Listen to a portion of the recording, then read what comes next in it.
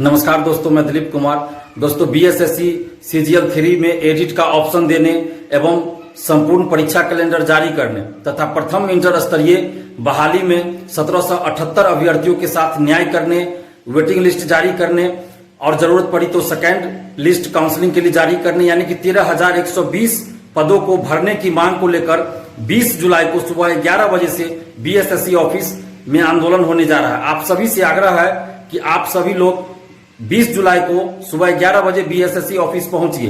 बिहार में 8 साल बाद सचिवालय सहायक यानी बीएसएससी सीजीएल 3 की वैकेंसी आई और इसमें हजारों ऐसे अभ्यर्थी हैं, लगभग 50,000 से ज्यादा अभ्यर्थी हैं जिनका कुछ ना कुछ गलती हो गया है फॉर्म भरने में, चाहे वो सिग्नेचर हिंदी के जगह इंग्लिश या इंग्लिश के जगह हिंदी हो गया हो, फोटो का बैकग्राउंड गलत हो गया हो या फिर कैटेगरी मिसमैच हो गया हो, जो भी हो, लेकिन कुछ ना कुछ गलतियां हो गई है। ऐसे स्टूडेंट्स की संख्या 50,000 से ज्यादा है और 8 साल से लोग इस वैकेंसी का इंतजार कर रहे थे। और ये गलती ऐसा नहीं है कि सिर्फ स्टूडेंट्स की गलती की वजह से हुआ है, फॉर्म भरने में जो त्रुटि हुई है। साइबर में जाकर लोग फॉर्म भराते हैं, साइबर कैफे में जाकर, क्योंकि सबके पास अपना संसाधन नहीं है, सबके पास लैपटॉप नहीं है, तो साइबर कैफे में जाकर 90% से ज्यादा स्टूडेंट्स साइबर कैफे में जाकर फॉर्म भरवाते हैं। और साइबर कैफे में क्या होता है, बहुत भीड़ हो जाता है, तो साइबर कैफे वाले करते हैं 100-100, 200 लोगों का फॉर्म भरने के लिए इंफॉर्मेशन ले लेते हैं और बाद में फॉर्म भरते हैं, रात में फॉर्म भरते हैं। कभी कभी सर्वर भी स्लो होता है, उसके वजह से वो लोग रात में ही फॉर्म भरते हैं, तो उसमें गलतियां हो जाती हैं। और साइबर कैफे वाले जिनको फॉर्म भरने के लिए रखते हैं उनको सही से जानकारी नहीं होता है, जो इन्फॉर्मेशन उनको दिया भी जाता है लिखकर, उसमें भी वो गलतियां कर देते हैं। और दूसरी बात कि सर्वर भी स्लो हो जाता है, बीएसएससी का जो फॉर्म भरने का जो लिंक दिया गया था वो स्लो हो जाता है, उसके वजह से भी गलतियां हो जाती है। तो हजारों स्टूडेंट्स है, 50,000 से ज्यादा ऐसे स्टूडेंट्स हैं जिनका सिग्नेचर इंग्लिश के जगह हिंदी, हिंदी के जगह इंग्लिश हो गया है, या कैटेगरी एमबीसी के जगह बीसी, बीसी के जगह एमबीसी हो गया है, या फोटो का बैकग्राउंड गलत हो गया है। तो इसमें सुधार का मौका दिया जाना चाहिए, क्योंकि एमबीसी कैटेगरी कहीं भी जिक्र नहीं किया जाता है। बिहार सरकार के कहीं भी गजट में या कहीं भी एमबीसी कैटेगरी का कहीं जिक्र ही नहीं है, लेकिन बीएसएससी एमबीसी कैटेगरी दे देती है, जिसके चलते बहुत लोग कंफ्यूज हो जाते हैं। एमबीसी के जगह ईबीसी या बीसी1 हर जगह रहता है, लेकिन बीएसएससी एमबीसी कैटेगरी लिख के देती है फॉर्म में जो रहता है ऑप्शन एमबीसी, उसके जगह उसके वजह से भी बहुत सारी गलतियां होती है, कंफ्यूजन हो जाता है। और बीएसएससी प्रथम इंटर स्तरीय बहाली में 1218 अभ्यर्थियों का रिजल्ट, पीटी का रिजल्ट फाइनल के समय यानी काउंसलिंग से ठीक पहले देती है। पीटी का रिजल्ट आ जाता है, मेंस का रिजल्ट आ जाता है, टाइपिंग फिजिकल सब कुछ हो जाता है। जब काउंसलिंग होना रहता है तब 1218 नए अभ्यर्थियों का पीटी का रिजल्ट देती है और ये कहती है कि मानवीय भूल था, छूट गया था। तो अपनी भूल को बीएसएससी 2 साल या 1.5 साल बाद सुधार करती है और बोलती है कि मानवीय भूल था। लेकिन यहां जब सर्वर स्लो की वजह से या साइबर कैफे में बहुत भीड़ की वजह से अगर कुछ गलतियां हो गई तो सुधार का एक मौका दिया जाना चाहिए, क्योंकि बीपीएससी हो, यूपीएससी हो या बिहार में ही बीएड हो या मैट्रिक इंटर किसी भी चीज का फॉर्म भरते हैं तो वहां एडिट का ऑप्शन दिया जाता है कि आप सुधार कर सके। तो बीएसएससी को कम से कम एक मौका सुधार का देना चाहिए और एडिट का ऑप्शन देना चाहिए। भले आप 2 घंटा के लिए ही दीजिए, 1 दिन के लिए ही दीजिए, लेकिन एडिट का ऑप्शन दीजिए। और इसके लिए अगर बीएसएससी को 50-100 रुपया अगर फी भी रखना हो तो वो फी भी रख दे, लेकिन एडिट का ऑप्शन दे, क्योंकि 8 साल से लोग इंतजार कर रहे हैं। और मान लीजिए अगर सुधार अभी नहीं होता है तो होगा क्या कि पीटी पास कर जाएंगे, मेंस पास कर जाएंगे और काउंसलिंग के समय इनको बाहर कर दिया जाएगा, जैसा कि प्रथम इंटर स्तरीय बहाली में हुआ। काउंसलिंग भी करवा लिया, जब मेरिट लिस्ट आया तो उसमें बाहर कर दिया गया। तो ऐसी परिस्थिति ना हो।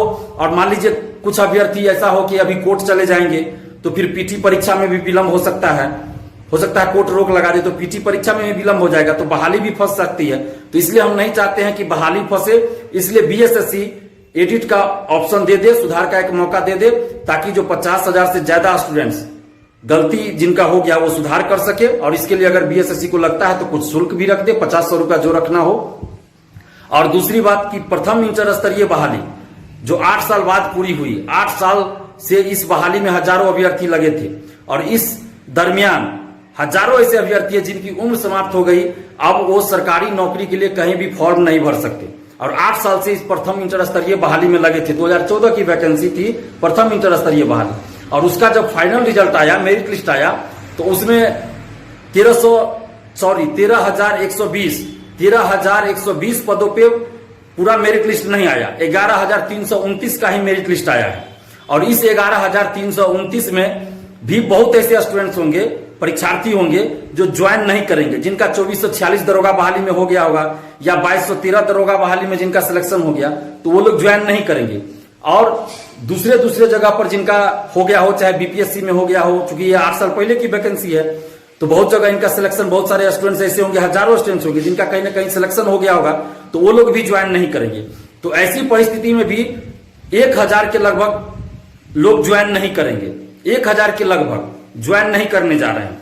तो ऐसी परिस्थिति में सीटें और भी खाली हो जाएगी।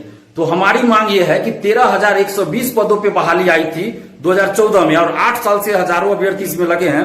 तो बीएसएससी को चाहिए कि 13,120 पदों पे बहाली पूरी करे, और जितने सीटों पे अभी खाली रह गए, जितना सीट उतना पे वो फिर से मेरिट लिस्ट जारी करे।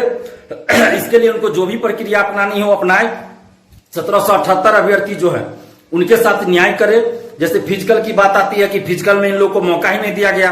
फिजिकल में जिन लोगों को मौका दिया गया उनका ज्यादा मार्क्स था, यानी मार्क्स ज्यादा था, ऊपर से इनको मार्क्स बेसिस पे उठाया गया। तो जिनका ज्यादा मार्क्स था उनको फिजिकल के लिए मौका मिल गया, उन्हीं को टाइपिंग के लिए भी मौका मिल गया।